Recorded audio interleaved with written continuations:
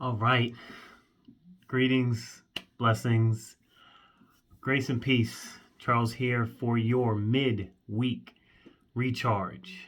And I want it to be a recharge. I got the grin going because there's enough somber, sobering, melancholy news out there that I wanted to take a couple minutes and just kind of energize you and energize you in the middle of still an opportunity to organize and volunteer and kind of get out there and to energize you around this notion, around this idea. There's no there's no confusion what's on 90% of us minds.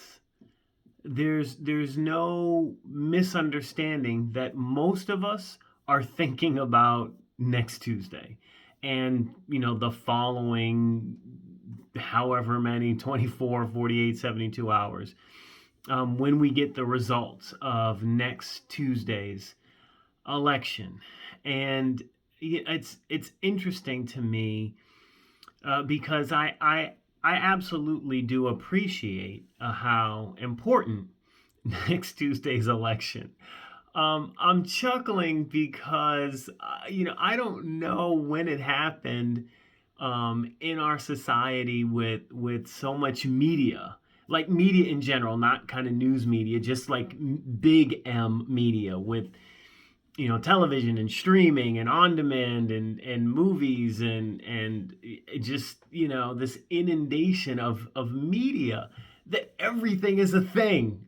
And I chuckle because it's the election of our lifetimes and the most pivotal election that we have ever experienced, and there's more on the line, and we're fighting for the very soul of our nation. And I see some of that.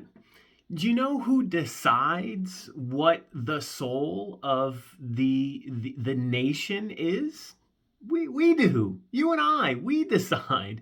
It doesn't matter who is in the White House. That individual certainly has an impact, certainly has influence.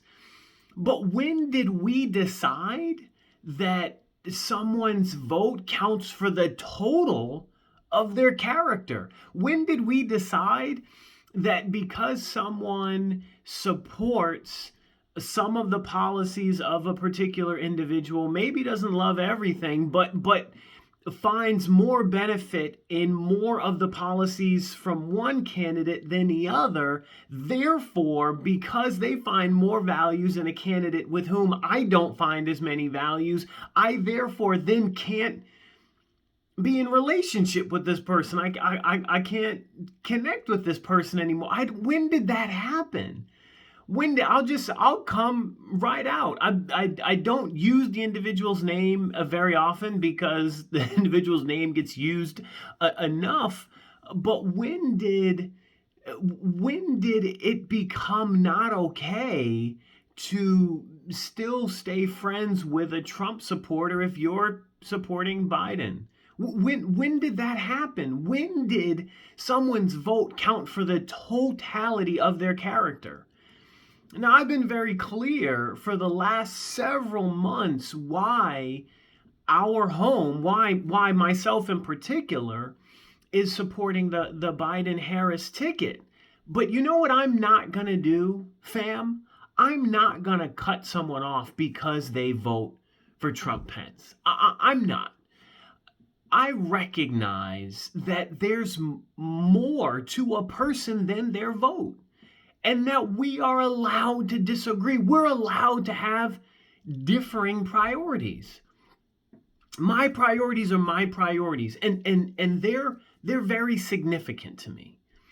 That things like continued funding of Medicaid and Medicare, those things are really, really important. For others, there are other issues that are really, really important. There are other policy priorities that are really, really important.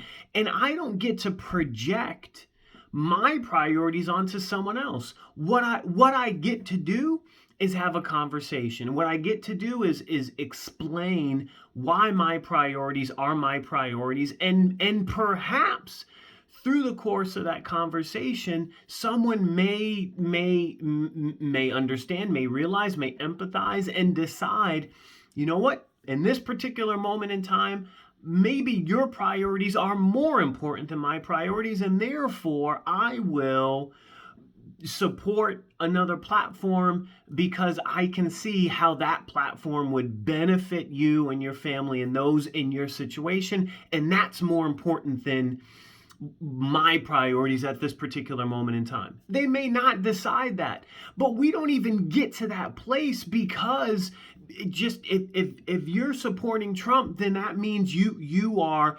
misogynistic and racist and homophobic and you're out for yourself and you're out for the wealthy and nothing else matters, and that's just not true. And similarly, because I support Biden doesn't mean that I'm a socialist or a communist and I want to do away with capitalism and want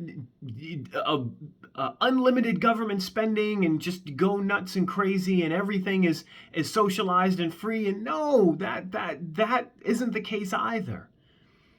That we can have differing priorities and still be friends. We can. We absolutely can. That's your midweek recharge. Is take peace from knowing, regardless of what happens next Tuesday, the only reason why there'll be violence, the only reason why there'll be outrage, the only reason why we would move toward God forbid, a civil war is if you and I allow that to happen. If you and I decide, regardless of what happens next Tuesday, that I'm not going to automatically cut someone off because we disagree on political candidates, then there won't be blood in the streets.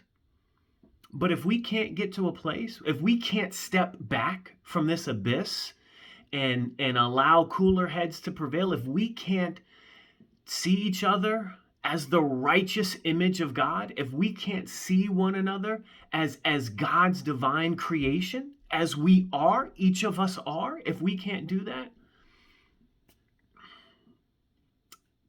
next Tuesday won't make a difference anyway. Stay encouraged, fam. Stay safe. Stay healthy. Fight for love. Peace.